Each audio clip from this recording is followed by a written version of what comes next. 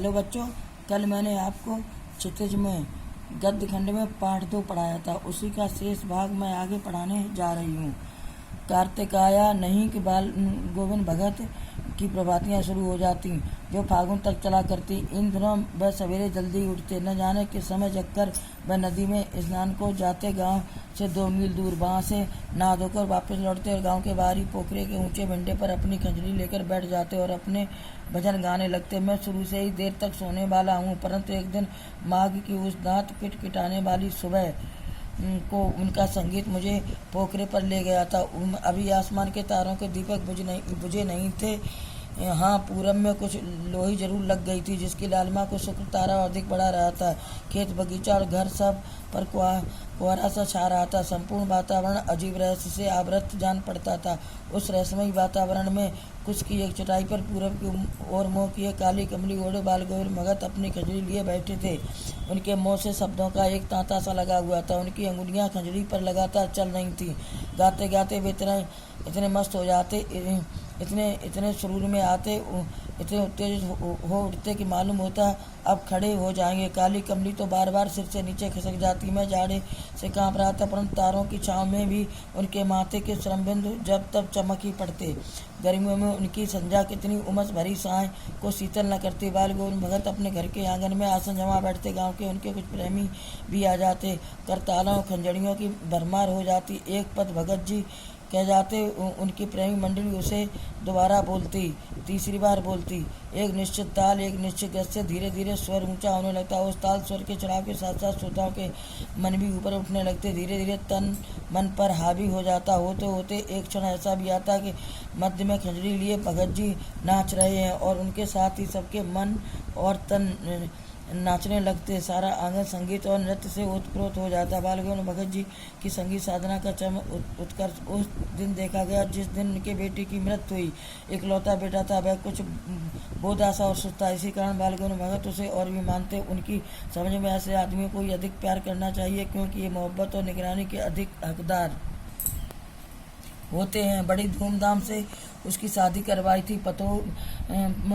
पुत्र की बहू बड़ी सुशील और सुभक्ति घर की पूरी प्रबंधिका बनकर भगत जी की बहुत ही सेवा करती थी। उनका बेटा बीमार है, इसकी खबर रखने की लोगों को कहीं फुर्सत भी नहीं थी, परंतु मृत्यु तो अपनी तरफ सभी का ध्यान खींचकर ही रहती है। सबने सुना बाल गोविंद भगत का अकेला बेटा मर गया। आश्चर्यचकित होकर भगत जी के घर गया, देखकर दंग रह गया। उन्होंने अपने बेटे को आंगन में एक चटाई पर लिटाकर एक सफ़ेद कपड़े से ढक रखा था। वह कुछ फूल तो सदा ही रोपे रहते, उनमें से कुछ फूल तोड़कर उस पर बिखरा दिए हैं और तुलसी दल भी। उसके सिरहाने एक चिराग जला रखा है और उसके सामने धरती पर ही आसन जमाए गीत गाए चले जा रहे हैं। वही पुराना स्वर, वही पुरानी तल्लीनता।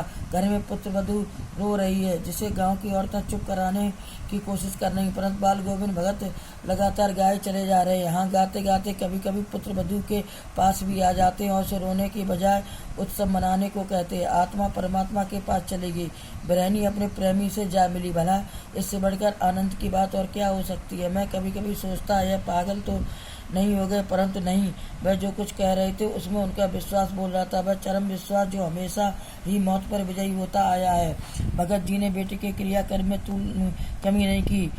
पुत्र वधू से ही आग दिलाई उसकी, परंतु जैसे ही श्राद्ध की अवधि पूर्ण हुई, पुत्र वधू के भाई को बुलाकर उसके साथ कर दिया यह आदेश देते हुए कि उसका दूसरा ब्याह कर देना।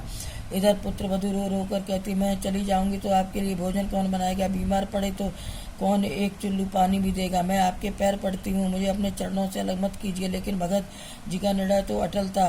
तू जा, नहीं तो मैं ही घर को त्याग करके चला जाऊंगा। यह थी उनकी अंतिम दलील और इस दलील के आगे उस बेचारी की भला क्या चलती। बाल गोविंद भगत की मृत्यु भी उन्हीं के अनुरूप हुई। वे हर साल गंगा स्नान करने जाते थे। स्नान पर उतनी आस्था नहीं रखते थे जितनी लोग दर्शन और संत समागम का पैदल ही जाते। लगभग 30 कोस पर गंगा नदी थी। साधु को संभल लेने का क्या हक, और गृहस्थ व्यक्ति किसी से भिक्षा क्यों मांगे। अतः घर से खा पी कर चलते तो फिर घर पर ही लौट कर खाते, सारे रातें खजूर बजाते गाते और जहाँ प्यास लगती वहाँ पानी पी लेते। आने जाने में 4-5 दिन लगते थे, परंतु इस लंबे उपवास में भी वही मस्ती। अब वे बूढ़े हो रहे थे परंतु टेक वही जवानी वाली थी। इस बार स्नान करके लौटे, तबीयत कुछ सुस्त थी। खाने पीने के पश्चात भी तबीयत में कोई सुधार नहीं हुआ। थोड़ा बुखार आने लगा, परंतु नियम व्रत तो छोड़ने वाले नहीं थे। वही दोनों वक्त गीत, स्नान, ध्यान करना, खेतीबाड़ी देखना। दिनों दिन कमजोर होने लगे। गांव के लोगों ने नहाने धोने से मना किया, आराम करने को कहा, किंतु वे हंसकर टालते रहे। उस दिन भी भगत जी ने संध्या में गीत गाए, परंतु मालूम होता जैसे तागा टूट गया, माला का एक एक मोती बिखर गया हो। भोर में गांव के लोगों ने गीत नहीं सुना। जाकर देखा तो बाल गोविंद भगत नहीं रहे, केवल उनका शरीर पड़ा हुआ था। बच्चों, पाठ पूरा हुआ, प्रश्नोत्तर कल लिखवाएंगे।